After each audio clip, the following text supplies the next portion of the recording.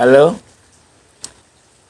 cerita Pak Wo kali ini tentang seseorang yang katanya hidupnya runtuh karena ditinggal cinta, ditinggal pacarnya. Nah, ceritanya itu begini. Pada suatu hari saya kedatangan tamu, seorang laki-laki, ya umurnya kira-kira ya hampir 30-an lah. Dia rumahnya ya 30 menit dari rumah saya. Dia katanya merasa dunianya itu kayak runtuh. Jadi nggak semangat katanya. Hidupnya itu serasa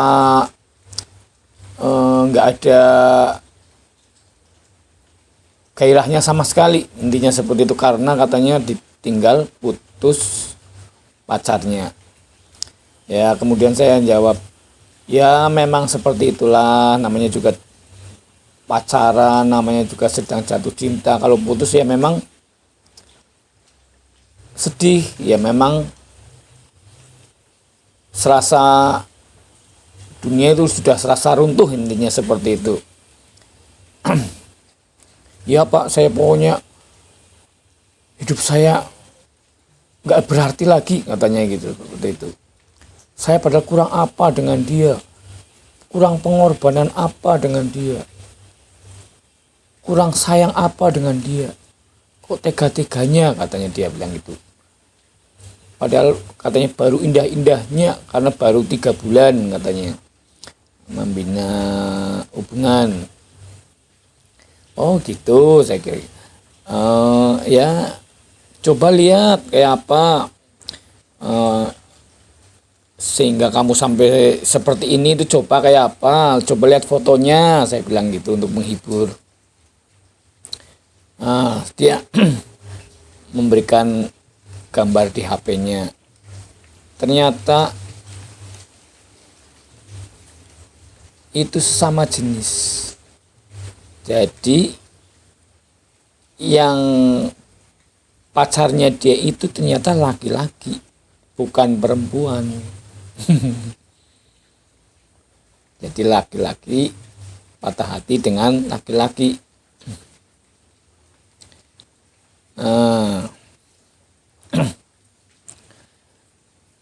Dia baru 3 bulan lagi katanya lagi senang-senangnya, lagi cinta-cintanya.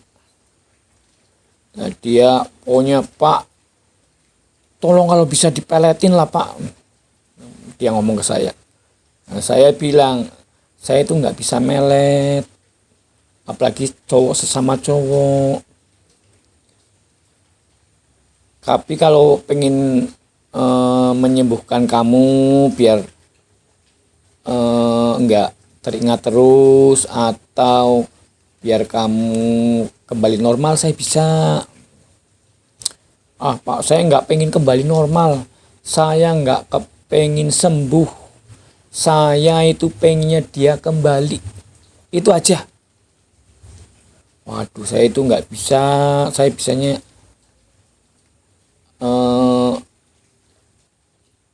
biar kamu nggak sedih, saya bisa, ya maksudnya nantinya kembali normal, tapi dalam arti itu tidak permanen kalau sedihnya, karena sedih gembira kan itu sudah siklus hidup, saya bilang gitu. Ya udahlah Pak, saya yang penting saya pengen meringankan beban saya. Nah, kalau bisa ya dipelet sekalian Pak. Oh ya kan saya udah bilang nggak bisa, saya bilang gitu. Soalnya gini Pak, saya itu kemarin sebelum kesini, sebelum ketemu Pak Wo itu, saya udah habis 1 motor pokoknya buat melet dia, tapi gagal. Itulah ya Pak, saya membuat kesal saya itu seperti itu. Udah gagal peletnya, kemudian saya juga nggak sembuh-sembuh. Saya malah semakin terpuruk, dalam arti hati saya serasa tercapik-capik, katanya seperti itu. Oke lah, ini bener nih nggak mau disembuhkan, saya bilang gitu. Nggak, pokoknya saya pengennya cuma kalau bapak nggak melek dia, ya udah, yang penting saya kesedihan saya hilang aja dah. Oke, dah, itu pertemuan pertama. Berapa minggu kemudian dia datang lagi. Pak, pokoknya kalau bisa disantet aja sekalian juga nggak apa-apa, Pak. Dia bilang gitu. Disantet aja biar dia mati aja sekalian. Dia bilang gitu. Lah kenapa? Dia malah enak-enak, malah senang-senang pamer kemesraan di media sosial. Nggak tahu hati saya seperti apa ya, dia bilang gitu, seperti itu. Saya itu pelet aja nggak bisa, apalagi kok nyantet, saya bilang gitu. Ya pokoknya gimana Pak, pokoknya yang penting dia kembali ke saya. Saya nggak bisa, tapi kalau suruh menyembuhkan, buktinya kemarin kamu udah agak reda kan setelah pulang dari sini. Iya sih Pak, cuma saya pengen dia kembali, bukan nggak pengen sembuh, nggak pengen normal. Saya pengen dia kembali bertekuk lutut, dia seperti itu. Saya nggak bisa. Apa kamu nggak pengen normal? Saya bilang gitu. Nggak.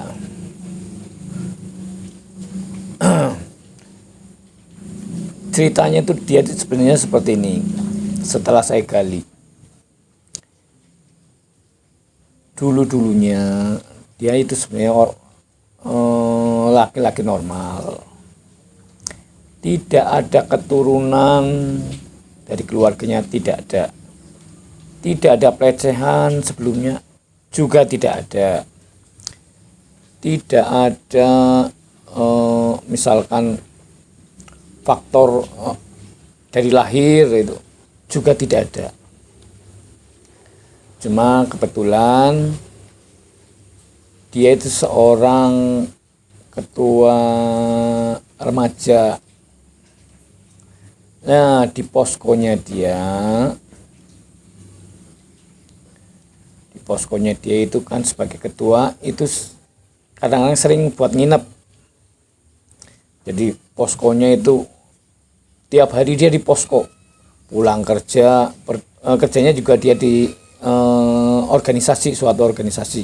Dia menjabat bendahara di situ. Setelah pulang kerja, dia selalu pulang ke poskonya, nggak ke rumah, selalu ke poskonya. Nah, namanya juga remaja ya. Dulu loh, maksudnya remaja. Kan sering nginep situ, tiap hari di situ, lama-lama mungkin kadang-kadang cuma berdua yang nginep di situ. Lah mungkin sambil nunggu posko gitu kan, sambil lihat HP. Nah mungkin yang dilihat itu film-film porno. Nah film-film porno itu, nah mungkin namanya juga remaja, mungkin agak naik intinya gitu, agak bergairah, kemudian seadanya. Nah mungkin coba-coba, awal mulanya seperti itu. Kemudian sering coba-coba, kemudian ada kesempatan lagi, dia dengan anak buahnya seperti itu lagi. Karena kalau keadaan posko sepi, seperti itu lagi. Nah akhirnya mungkin kecanduan. Sebenarnya dia itu sudah dijodohkan, sudah, karena di keluarganya itu tidak ada yang seperti itu. Ayahnya ya sayang, ya baik lah intinya, dalam arti tidak kurang kasih sayang dari orang tua, tidak. pelecehan nggak ada, atau dari kecil juga enggak, yaitu karena tadi itu. Nah, setelah sering kecanduan seperti itu, suatu saat ini 3 bulan yang lalu itu dia kenalan dengan cowok. Nah, cowoknya memang itu ya ganteng, ya mungkin katanya dia ganteng, ya maco dan sebagainya lah mungkin. Menurut dia seperti itu. Nah, tapi dia tidak tahu bahwa sebenarnya cowok itu ibaratnya piala bergilir. Dia itu menyukai orang yang salah, karena dia kan belum berpengalaman bahwa ada cowok yang ya seperti itu, memang profesinya seperti itu, mau yang penting ada duitnya. Nah, kebetulan dia setelah sama si pasien saya ini ditaksir oleh orang yang lebih kaya, meskipun jauh lebih tua tapi jauh lebih kaya. Nah, itulah yang menyebabkan dia selingkuh, meninggalkan si pasien saya ini. Itulah latar belakangnya. Nah, setelah pertemuan saya yang kedua itu, berapa minggu kemudian dia datang lagi. Dia katanya sudah, ibaratnya udah mau bunuh diri aja rasanya, intinya katanya seperti itu. Iya, katanya seperti itu. Ya akhirnya buat apa gitu. Udah, saya nggak peduli Pak. Itu bahkan motor saya udah 2 ini saya udah jual semua. Lah itu pakai motornya siapa, saya tanya. Itu pakai motor adik saya yang kemarin udah saya jual juga. Ya buat apa? Saya ya kayak niatnya kan kemarin saya mau nyantet dia. Pokoknya duit habis nggak apa-apa, yang penting puas. Ternyata nggak mempan juga. Jadi dia udah menghabiskan 2 motor, satu untuk buat pelet, buat menyantet. Katanya nggak mempan. Karena katanya waktu ke paranormal syaratnya misalkan pertama bayar 1 juta, kemudian suruh bayar lagi, akhirnya sudah, dia katanya yang penting berhasil, menurut dia seperti itu. Akhirnya habislah 2 motor. Ya dia memang sih katanya, motor habis nggak apa-apa, toh saya masih kerja, nanti kan bisa dapat lagi. Nah itu makanya dia yang penting katanya dendamnya terbalaskan, ini seperti itu. Nah, pertemuan ketiga itulah saya ngomong, nih daripada kamu itu bolak-balik ngabisin duit buat ke saya juga, kan kamu sekali curhat saya cat mahal coba berapa kali, belum yang ke lain-lainnya. Mendingan kamu di terapi biar lupa, daripada cuma dendam kayak gitu terus, pengennya kembali terus. Akhirnya dia, ya udahlah Pak, saya juga udah putus asa, coba apa memang saya bisa melupakan dia. Ya setelah, singkat cerita, setelah saya terapi, dia katanya sudah mulai melupakan. Hari ketiga katanya, coba kamu lihat fotonya, dia lagi mesra-mesraan sama pacarnya yang sekarang itu, coba kamu masih panas enggak? Saya suruh nyobanya seperti itu. Katanya, udah biasa Pak, udah nggak ada rasa, biarin. Ya ternyata memang dia udah sembuh. Dan terakhir dia ke rumah saya, membawa barang elektronik, katanya hadiah buat saya, katanya di kantor udah nggak dipakai jadi dikasihkan ke saya. Ya meskipun bekas ya saya terima. Terima kasih. Begitu cerita dari saya. Sekarang dia katanya karena memang ya sudah dijodohkan sebenarnya sama keluarganya, makanya dia katanya pelan-pelan sudah mau menerima calon pacarnya yang perempuan sekarang itu. Karena hanya di keluarga itu hanya dia yang belum nikah. Adiknya sudah menikah, kakak-kakaknya apalagi. Hanya dia yang belum menikah. Padahal usianya sudah 30-an, hampir 30-an lah. Kemudian calon juga sudah ada, dalam arti ya bukan dijodohkan tapi orang tuanya katanya sreknya sama itu. Kemudian juga sudah mengenal keluarganya, sudah mengenal masing-masing sebenarnya.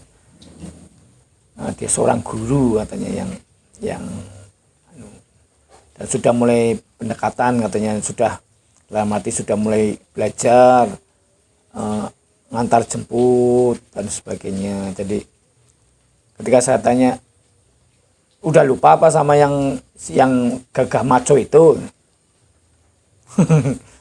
Ah, itu masa lalu Pak, katanya seperti itu. Itulah cerita kali ini. Saksikan video-video saya selanjutnya tentang pengalaman saya yang mengenai gangguan mental, tentang gangguan kelainan seks dan sebagainya. Sampai jumpa di video saya selanjutnya.